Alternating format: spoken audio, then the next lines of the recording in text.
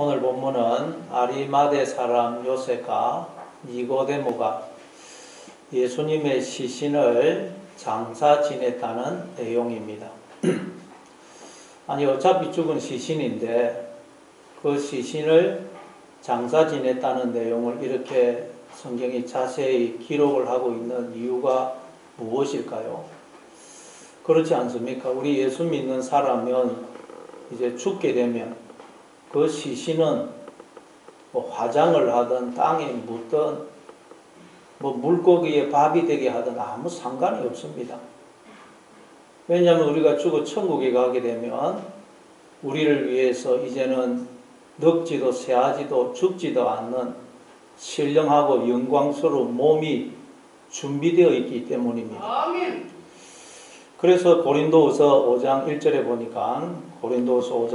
보니까 만일 땅에 있는 우리의 장막집이 무너지면 하나님께서 지으신 집 곧 손으로 지은 것이 아니요 하늘에 있는 영원한 집이 우리에게 있는 줄 아느니라. 그러죠. 지금 우리가 사용하고 있는 이 육체는 우리가 이 땅을 사는 동안 잠시 사용하는 장막, 즉 텐트입니다. 잠시 입고 있는 옷이에요. 그래서 이거 낡아지고 떨어지면 버리는 것입니다. 이거 다시 사용 안 합니다. 왜냐하면 하나님이 우리를 위해서 영원한 집을, 거룩한 옷을, 신령한 몸을 다 준비해 놓으셨기 때문입니다. 그런데 성경은 뭐 예수님의 시체라고 해도 그 시체인데 그 시체가 뭐가 중요하다고 예수님의 시신을 장례 치른 것을 이렇게 자세히 성경에다가 기록을 해 놓은 것일까요? 왜냐하면 이게 성경에 예언이 되어 있기 때문입니다. 이사야서 53장 9절에 보니까 그는 강포를 행하지 아니하였고 그의 입에 거짓이 없었으나 그의 무덤이 악인들과 함께 있었으며 그가 죽은 후에 부자와 함께 있었도다. 그래서 오늘 본문에 보니까 부자인 아리마대 사람 요셉이 자신의 새 무덤에 예수님의 시신을 장례 치릅니다. 지난 시간에도 우리가 말씀드린 것처럼 성경에 예언이 되어 있다는 말은 그 예언의 내용이 예수님 안에 있는 우리에게도 그대로 이루어지고 성취된다는 그런 의미라고 했죠. 그러니까 우리도 이 아리마대 사람 요셉과 니고데모처럼 예수님의 시신을 유대인의 장례법에 따라 잘 장례를 치루어야 된다는 말입니다. 그래야 내 안에 죽어있던 예수님이 부활하세요.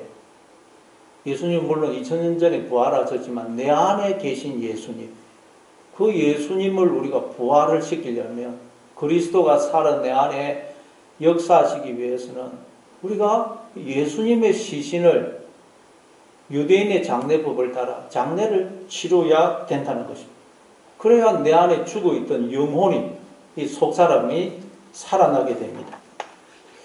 내 속에 그리스도가 살아서 역사하지 않는 것은 우리가 예수님의 시신을 하나님의 그 장례법대로 장례를 치르지 않았기 때문입니다. 그럼 도대체 우리가 예수님의 시신을 장례 치러야 된다. 이게 도대체 뭘 의미하는 것인지 우리가 한번 본문을 읽어가면서 살펴보도록 하겠습니다. 우리 한번 38절, 오늘 본문 38절을 같이 읽습니다. 시작. 아리마대 사람 요셉은 예수의 제자이나 유대인이 두려워 그것을 숨기더니 일 후에 빌라도에게 예수의 시체를 가져가기를 구하며 빌라도가 허락하는지라 이에 가서 예수의 시체를 가지나. 갑자기 아리마대 사람 요셉이 등장합니다. 아리마대라는 말은 높은 곳이라는 뜻의 히브리어 라마라는 단어에서 파생된 말입니다. 그러니까 아리마대 사람이라는 말은 높은 곳의 사람, 즉 하늘의 사람, 하나님의 사람이라는 뜻입니다. 원래 모든 인간은 다 하늘의 사람, 하나님의 사람입니다. 왜냐하면 하나님이 땅의 흙으로 사람을 지으시고 그 코에 생기, 하나님의 영을 불어넣으심으로 모든 인간들이 생명으로 존재하기 때문입니다. 그런데 인간들이 스스로 하늘이 되려고 하나님을 떠나더라는 것입니다. 그랬더니 하늘이 되는 게 아니고 저 땅에 처박혀서 엄부 구둥이 속에 떨어져 버리더라는 것입니다. 그게 이사야서 14장 12절 이하의 말씀이죠. 그러니까 이 아리마대 사람 요셉은 원래 하나님에 의해 지음을 받은 하나님의 자녀이지만 하나님을 떠남으로 그 영혼이 죽어 있는 하늘에서 저 엄부 구덩이에 떨어져 있는 모든 인간을 대표하는 자인 것입니다. 그럼 이 아리마대 사람 요셉이 바로 저와 여러분을 가리킵니다. 그런데 이 아리마대 사람 요셉이 예수님의 제자였으나 유대인들이 두려워서 그걸 숨겼다고 그럽니다. 예수님의 제자라는 말은 이제 예수님의 말씀을 듣고 아 그렇구나 나는 하나님의 자녀구나 하는 것을 알고 예수님이 본을 보여주신 것처럼 하나님의 자녀로서의 삶을 살겠다고 결심한 것을 의미합니다. 예수님은 이 세상에 오셔서 우리가 하나님의 자녀라는 것과 그리고 하나님의 자녀인 우리가 어떻게 살아야 되는지를 자신의 존재와 또 삶과 사역을 통해서 보여주신 것입니다. 그럼 여러분 우리가 어떻게 사는 것이 하나님의 자녀로서의 삶을 사는 것입니까?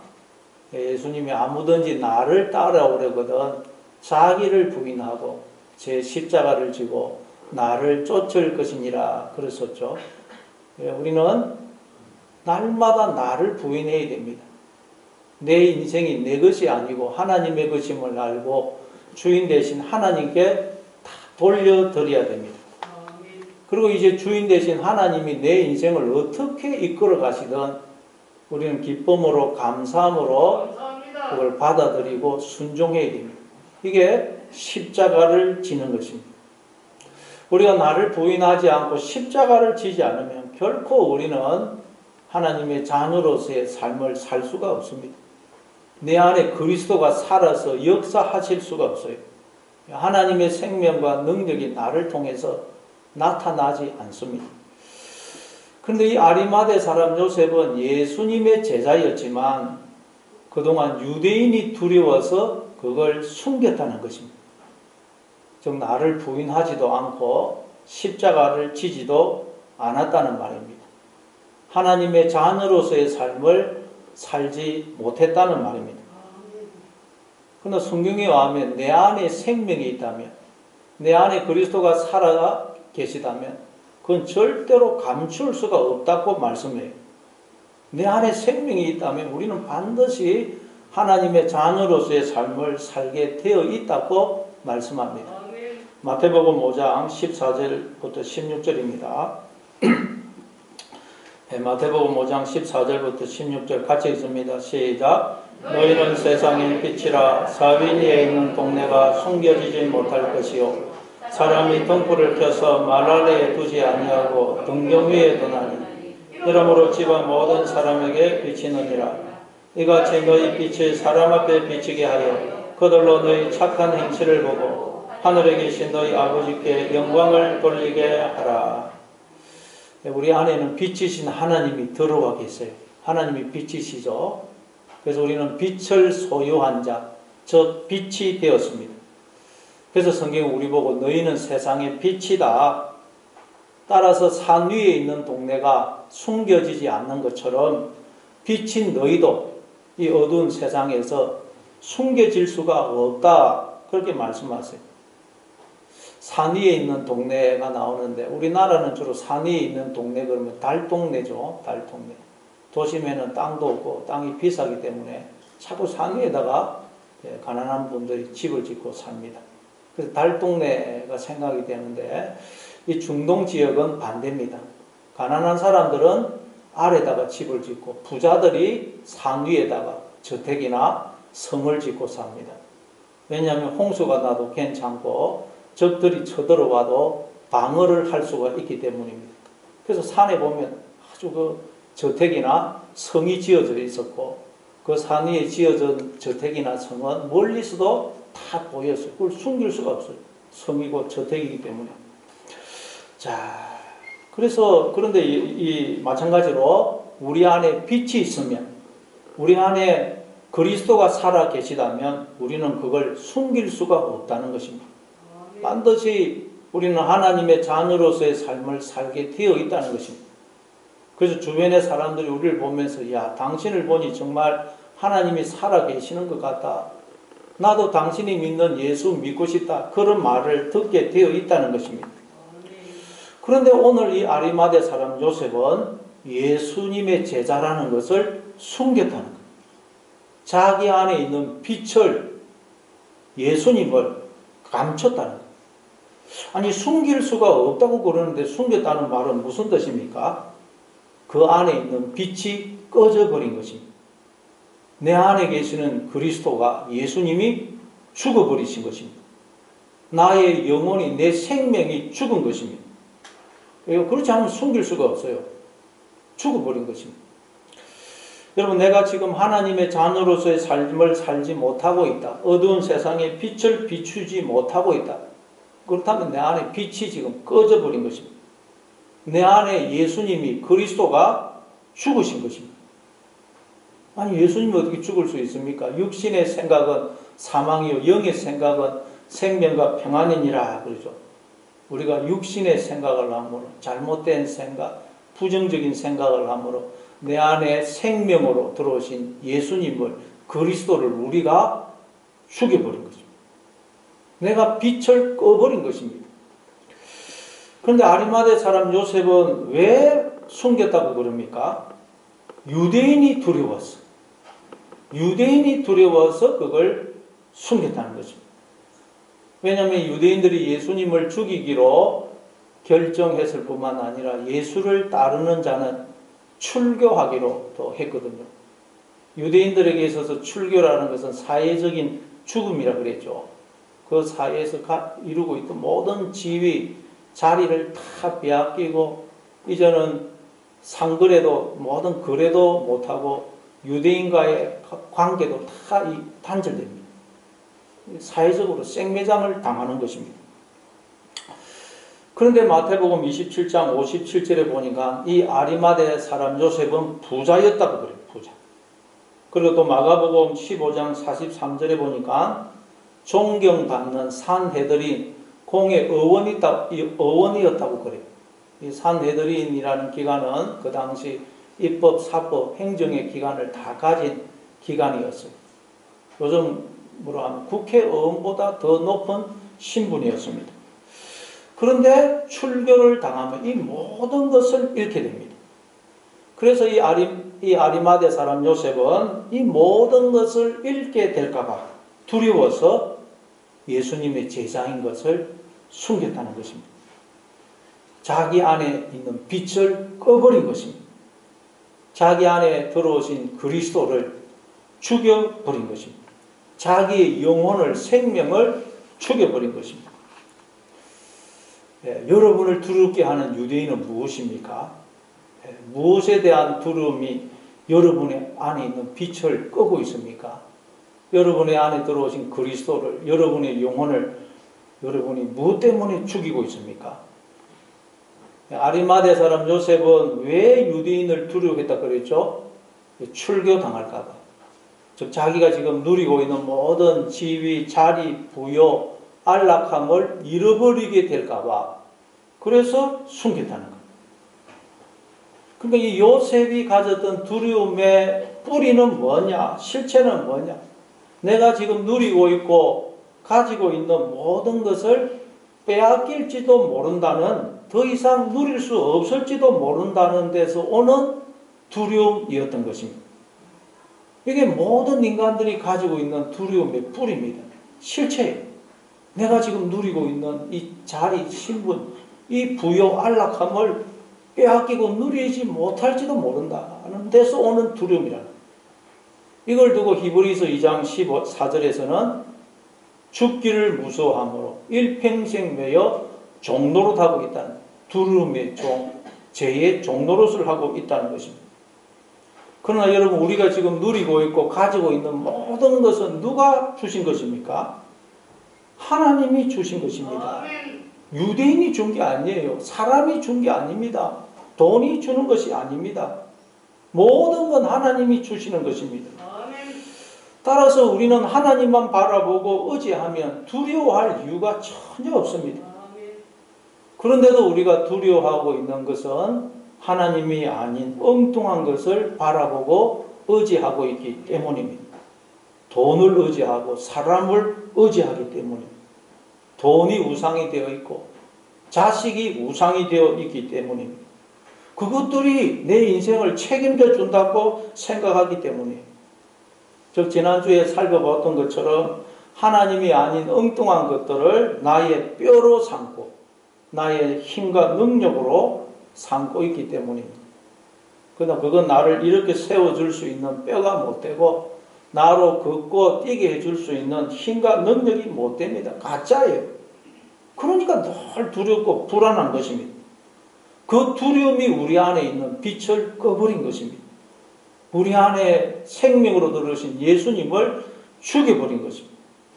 그 두려움이 우리로 하여금 하나님의 자녀로서의 삶을 살지 못하게 하고 있는 것입니다. 그러니까 여러분, 우리에게 있는 모든 두려움은 왜 오느냐? 우리가 하나님을 바라보지 않기 때문입니다. 하나님을 신뢰하지 않기 때문입니다. 모든 두려움의 뿌리는 하나님을 신뢰하지 않기 때문입니다. 우리가 하나님을 바라보고 하나님을 신뢰하면 모든 두려움은 사라집니다. 이사야서 12장 2절입니다. 이사야서 12장 2절 우리 같이 읽습니다. 시작. 보라 하나님. 이사야서 12장 2절 같이 읽습니다. 시작. 보라 하나님은 나의 구원이시라. 내가 신뢰하고 두려움이 없으리니 주 여호와는 나의 힘이시며 나의 노래시며 나의 구원이심이라.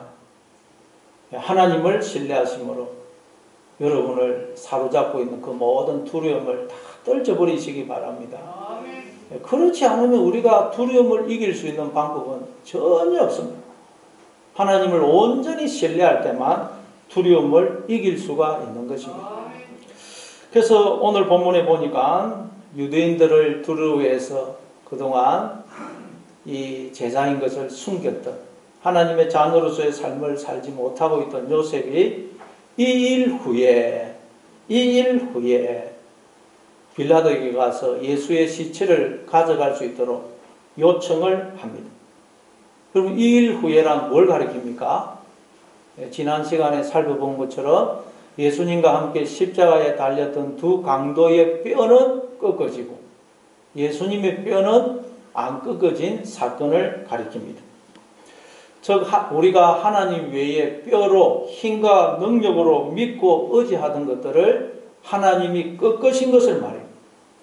그래서 우리를 오직 하나님만 바라보고 믿고 의지하는 자로 만들어 주신 것을 말합니다. 그랬더니 이 아리마대 사람 요셉에게서 모든 두려움이 사라지면서 빌라도에게 와서 예수님의 시신을 가져가게 해달라고 요청을 합니다. 마가복음 15장 43절에 보니까 당돌이 빌라도에게 들어와 예수의 시체를 달라니 라고 되어 있습니다. 당돌이 전혀 겁이 없이 담대히 그렇게 했다는 말이에요. 그러니까 눈이 열린 아리마대 사람 요셉은 하나님이 나와 함께 하시기에 나는 유대인을 두려워할 필요가 없는 것이구나 하는 것을 깨달은 것입니다. 그동안 나와 함께 하시는 하나님을 보지 못했던 것입니다. 시편 118편 6절입니다. 시편 118편 6절 같이 읽습니다. 시작. 여호와는 내 편이시라. 내가 두려워하지 아니하리니 사람이 내게 어찌할까. 여러분, 하나님이 나와 함께 하신다는 것을 기억하심으로 그 무엇도 두려워하지 마시기 바랍니다.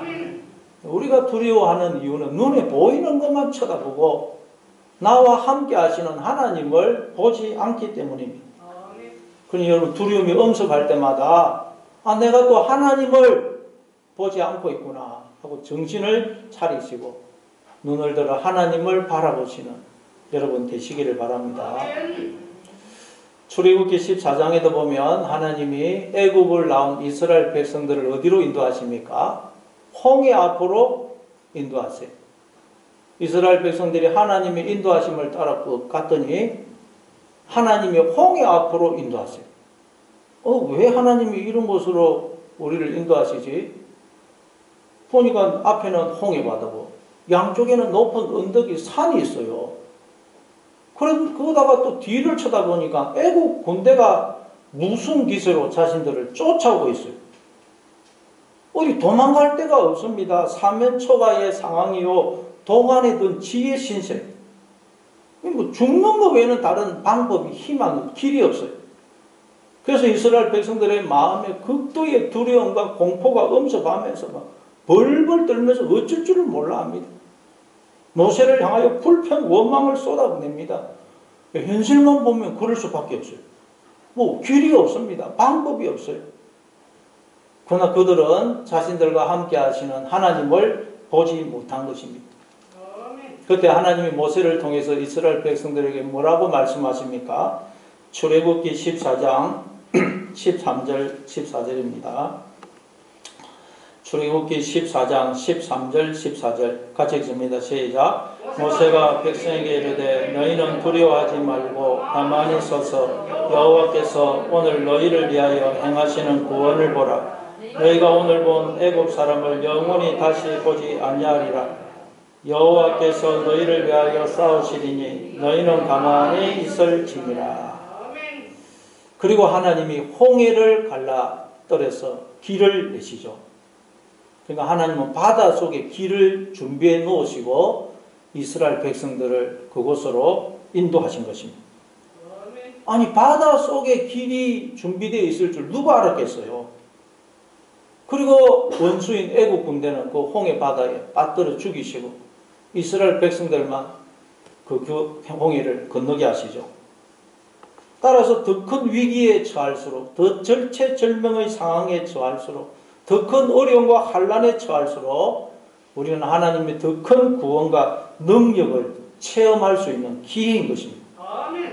그리고 자꾸 환경만 바라보지 마시고 나와 함께 하시는 하나님을 바라보시고 의지하심으로 하나님의 더 큰 구원과 능력과 기적을 체험하시는 여러분의 매일의 삶이 되시기를 바랍니다. 또 우리 오늘 보면 39절을 한번 읽어보겠습니다. 39절 같이 읽습니다. 시작. 일찍이 예수께 밤에 찾아왔던 니고데모도 몰락과 침량 섞은 것을 100리터라쯤 가지고 온지라.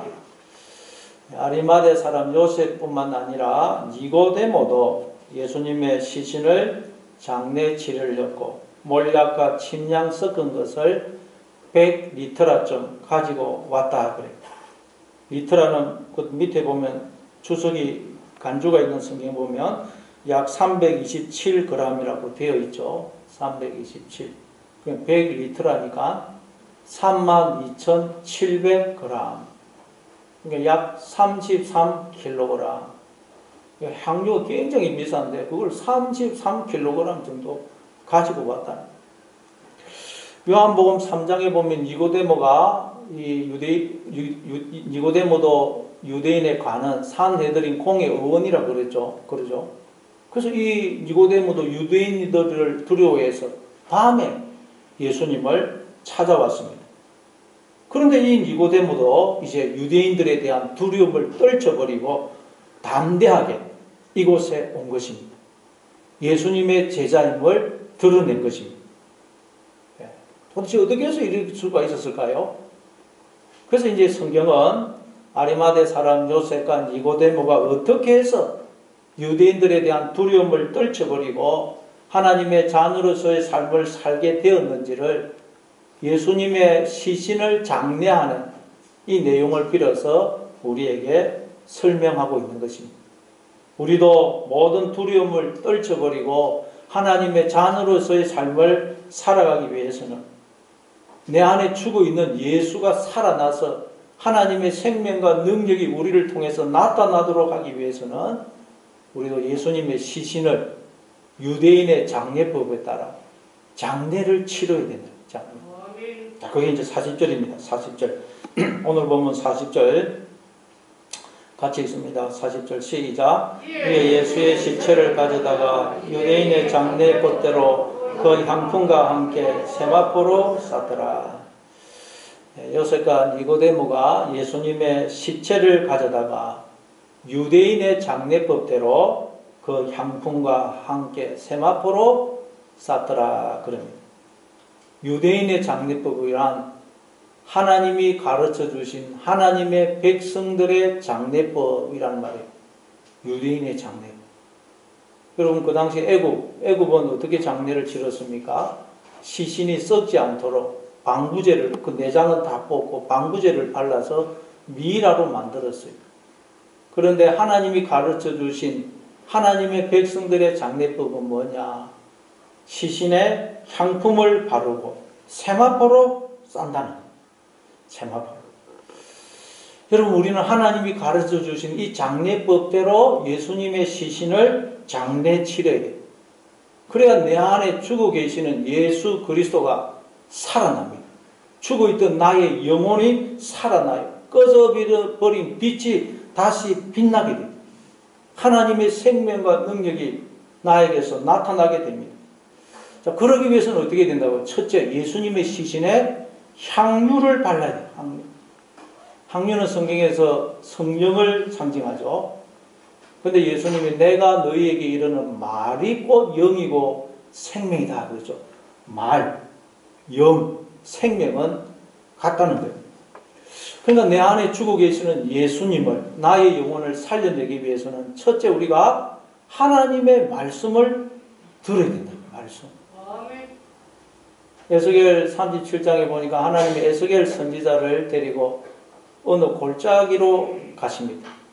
그 골짜기에 에스겔 선지자들을 세워놨는데 에스겔이 보니까 그 골짜기에 마른 뼈들이 가득 차 있습니다. 여러분 마른 뼈들이 가득 찬 그 골짜기는 뭘 가리키겠어요? 바로 이 세상과 우리의 마음을 가리킵니다. 원래 우리의 마음은 하나님의 생명으로 그리스도로 충만한 하나님의 동산이고 하나님의 세계여야 돼요. 그런데 하나님을 떠남으로 우리의 마음이 뼈다구로 가득 찬 공동모지가 되고 무덤이 되어버린 거예요. 그런데 하나님 그때 에스겔 선지자에게 인자야 이 뼈들이 능히 살 수 있겠느냐 하고 물어요. 아니 뭐 살이 붙어있는 뭐 그래도 사람의 형상을 가지고 있는 죽은 지 얼마 안 되는 시체라면 그래도 혹시라도 가능성이 있겠죠. 근데 죽은 지 얼마나 오래됐는지 살은 다 썩고 없고 뼈들도 말라가지고 다 흩어져가지고 이리저리 흩어져 있는 그 마른 뼈들이 도대체 어떻게 살아날 수가 있겠어요? 속으로는 하나님 지금 그걸 질문이라고 하십니까? 그러시겠지만 선지자니까 그렇게 말은 못하고 주 여호와여 주께서 아시나이다. 그러니까 하나님이 에스겔 선지자에게 너는 이 모든 뼈들에게 대언하여 이르기를 너희 마른 뼈들아 여호와의 말씀을 들을지어다 라고 하라. 그래서 에스겔 선지자가 그 마른 뼈들을 향하여 하나님의 말씀을 전합니다. 너희 마른 뼈들아 여호와의 말씀을 들을지어다. 하나님의 말씀을 전했습니다. 그리고 흩어져 있던 뼈들이 그냥 이렇게 다 맞게 위치에 맞게 연결이 됩니다. 힘줄이 생기고 살이 오르고 피부가 덮여요. 보기는 이제 사람의 형상이 되었어요. 근데 그 속에 생기가 없더라는 거예요. 생기. 그 안에 죽어 있는 예수님이 아직 살아나지를 못했다는 거예요. 그 영혼이 아직 죽어 있다는 거예요. 겉으로는 다 이제 형상으로 있는데 하나님 형상이 되었는데 여전히 육신의 생각밖에 못하다. 육신의 생각, 영의 생각을 못하더라는 거예요. 그래서 하나님이 에스겔 선지자에게 인자야 너는 생기를 향하여 대언하라. 너는 저들에게 생기를 불어넣어 주라. 그래서 에스겔 선지자가 생기를 향하여 대언합니다. 생기야 사방에서부터 와서 이 죽음을 당한 자에게 불어서 살아나게 하라. 그랬더니 생기가 그들 속에 들어가서 그들이 살아나 하나님의 군대가 되죠. 그들 속에 죽어있던 예수님이 그리스도가 살아나 그들이 이제는 하나님의 생각을 하게 되더라는 영의 생각을 하게 되더라는 드디어 하나님의 생명과 능력이 그들에게서 나타나게 되더라. 하나님의 생명으로 그리스도로 충만해야 될 여러분의 마음이 지금 혹시 마른 뼈들로 가득 차 있지는 않습니까? 하나님의 동산이고 하나님의 세계여야 될 여러분의 마음이 공동모지가 되어 있고 무덤이 되어 있지는 않습니까? 근데 하나님은 우리 보고 그 마른 뼈들을 살려내라고 그래요. 자녀들 마음속에 있는 그 마른 뼈들, 남편 속에 있는 그 마른 뼈들을 우리 보고 살려내라는 거예요. 어떻게 해요? 하나님의 말씀을 대언함으로. 하나님은 우리를 입으로 삼아 말씀을 하기를 원하세요. 그래서 우리가 하나님의 입이 되어서 하나님의 말을 하게 되면 믿음의 말, 영의 말, 긍정적인 말, 사람을 살리는 말을 하게 되면 내 속에 죽어있던 마른 뼈들, 자녀의 마음속에 죽어있던 마른 뼈들, 남편의 마음속에 죽어있던 그 마른 뼈들이 이제 모여서 힘줄이 생기고 살이 오르고 피부가 덮이게 돼요. 사람의 형체를 이루게 됩니다. 사람이 점점 부드러워지고 이제는 달라져요. 그리고 우리가 계속 그렇게 하나님의 입이 되어서 하나님의 말을 하게 되면 어느 순간 우리가 하는 말이 생기가 되어서 그 속에 들어가게 돼요. 생기가 돼요. 우리가 계속 하나님의 말을 하면 어느 순간 그게 생기가 되어 들어가요. 그러면 내 속에 이제는 생기가 들어와서 자녀들 속에, 남편 속에 생기가 들어가서 그러면 죽어있던 예수님, 그 영혼이 드디어 살아나게 되는 거죠. 그러면 이제 우리가 자녀들이, 남편이 이제는 하나님의 생각을 하는, 영의 생각, 믿음의 생각을 하는 하나님의 군대가 되는 거예요. 하나님의 생명과 능력이 나타나게 되는 것입니다. 여러분, 하나님은 그 일을 우리 보고 하래요. 우리 보고. 네가 하나님의 말씀을 대언하고 네가 생기를 향하여 대언하라. 우리는 하나님의 입이 되어서 하나님의 말을 하고 하나님의 생기를 불어넣어줘야 돼요. 생기를. 우리가 말을 하는 것은 영을 토해내는 것이라 했죠. 말이고 영이고 생명이죠. 우리는 말을 할 때마다 영을 토해내는 것입니다. 그런데 우리가 더러운 영, 사망의 영을 토해내어서 사람을 더럽게 하고 상처 주고 죽일 수도 있고, 우리가 하나님의 영, 생명의 영, 거룩의 영을 토해내어서 사람을 치유하고 살릴 수도 있는 것입니다. 그러니 오직 하나님의 입이 되어 하나님의 말을 하시는, 하나님의 생기를 불어넣으시는, 그래서 마른 뼈들을 하나님의 군대로 살려내시는 여러분 다 되시기를 바랍니다. 그게 지금 시신의 항유를 받는 항유가 33kg. 그러니까 우리 끊임없이 하나님의 말씀을 들어야 돼요. 끊임없이. 자, 그리고 또 두 번째로 세마포로 쌌더라. 세마포. 그 당시 세마포는 시체를 싸는 수의로 사용을 하거나 또 사람이 큰 불행이나 슬픔을 당했을 때 원래 있던 옷을 벗고 이 세마포로 옷을 입었습니다. 그런데 세마포로 시신을 싼다, 세마포를 입는다는 말은 하나님, 저는 죄인입니다. 불쌍히 여겨 주옵소서, 은혜를 베풀어 주옵소서 하고 죄인의 자리로 내려가서 오직 하나님의 은혜와 긍휼을 구하는 것을 말합니다. 예, 스가랴서 3장 우리 1절부터 5절까지 한번 보겠습니다.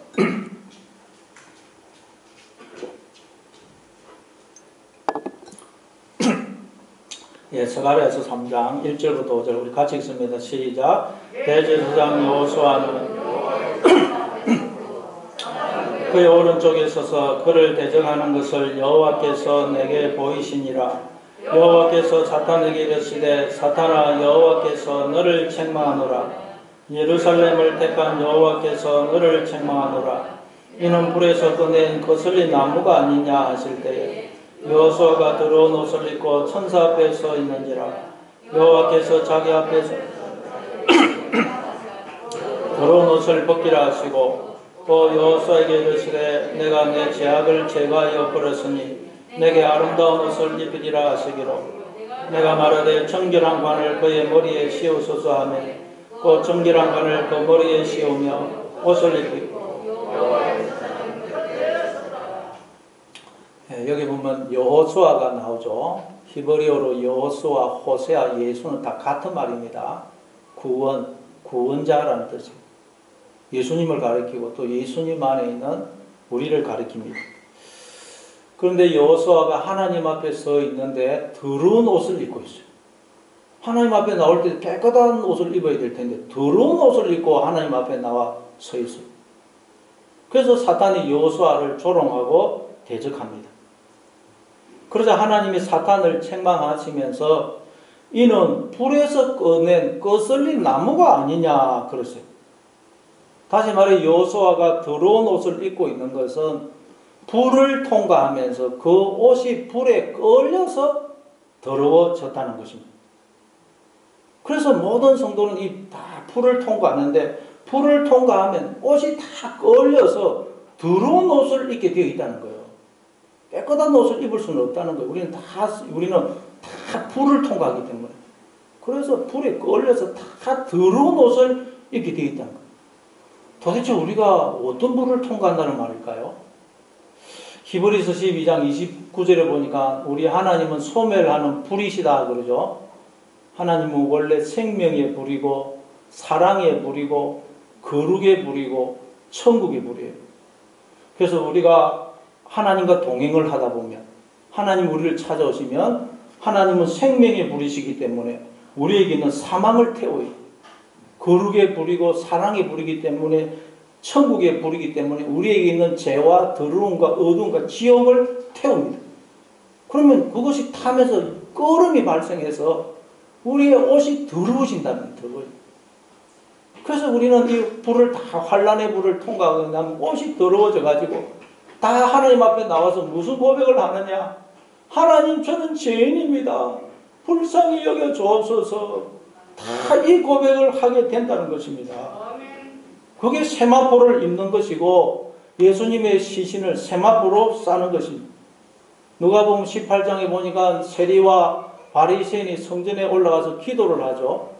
바리새인은 어떻게 기도합니까? 서서 따로 들으라고 큰 소리로 하나님 나는 다른 사람들 곧 토색 불이 간음을 하는 자들과 같지 아니하고 저 세리와도 같지 않음을 감사합니다.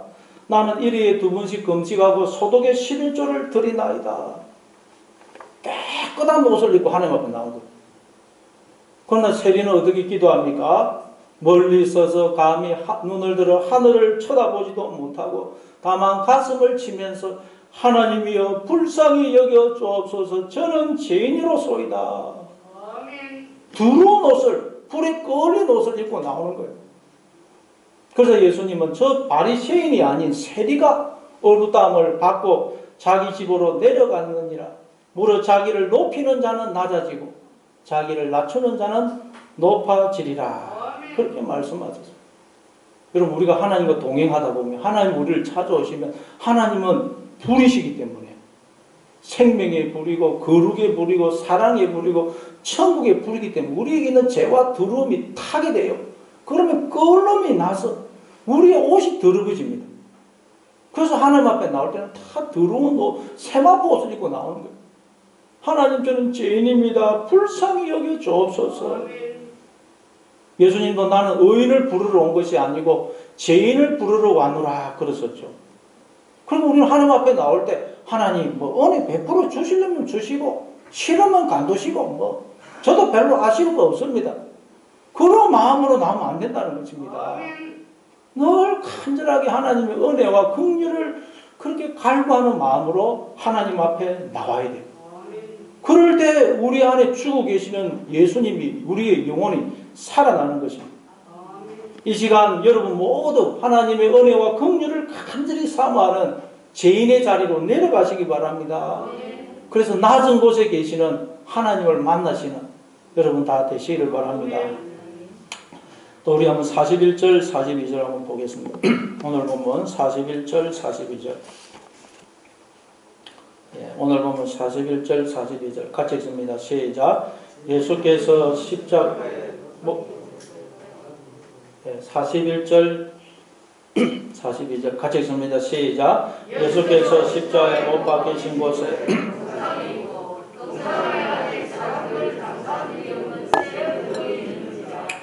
이날은 주니라. 아리마대 사람 요셉이 예수님의 시신을 새 무덤에 장사 지냈다고 그럽니다. 마태복음 27장 60절에 보면 이 무덤은 요셉이 자기의 무덤으로 판 새 무덤이라 그래요. 유대인들은 동굴에다가 이렇게 바위에다가 동굴을 파서 무덤을 만드는데, 그래서 무덤을 만들면 대대로 가족의 묘로 사용을 합니다. 무덤에 보면 그 앞에 테이블 같은 게 있어가지고 시신을 그 위에 올려놓고, 그래서 몇 년 지나서 시신이 다 썩으면 뼈를 추려서 안에다가 엮고 또 죽으면 그걸 갖다 놓고 계속 가족의 묘로 사용을 합니다. 그런데 요셉은 그렇게 사용하던 가족의 묘가 아닌 새 무덤에 예수님의 시신을 안치합니다. 새 무덤. 이 말은 여러분, 우리는 우리의 마음의 보좌에 오직 하나님만, 예수님만 모셔드려야 된다. 우리의 마음의 보좌에 엉뚱한 것이 있으면 안 됩니다. 다시 말해, 우리는 나를 온전히 하나님께 드려야 돼요. 못 드리는 게 있으면 안 됩니다. 온전히 드려야 돼요. 나를 온전히 하나님께 내어드리면 하나님도 예수님을 자신을 온전히 우리에게 내어주세요. 그래서 요한복음 15장 4절에 보니까 내 안에 거하라, 나도 너희 안에 거하리라 그러시는 것입니다. 그러니 여러분의 인생을 여러분이 붙들고 있지 마시고, 여러분이 뭐 책임져 보겠다고 그걸 붙들고 고민하지 마시고, 주인 되신 하나님께 여러분의 인생을 다 맡기시기 바랍니다. 자녀 문제, 경제적인 문제, 가정의 문제, 질병의 문제, 모든 문제를 기도함으로 하나님께 다 맡기시기 바랍니다. 여러분이 그 붙들고 있으면 하나님이 내 속에 들어오실 수가 없습니다. 그러니 하나님께 다 맡기시기 바랍니다. 그래서 여러분 안에 죽어 계시던 그리스도가 살아나 역사하시는, 죽어있던 마른 뼈들이 살아나 하나님의 군대가 되는, 하나님의 생명과 능력이 나타나는 하나님의 자녀로서의 삶을 살아가시는 여러분 다 되시길 바랍니다.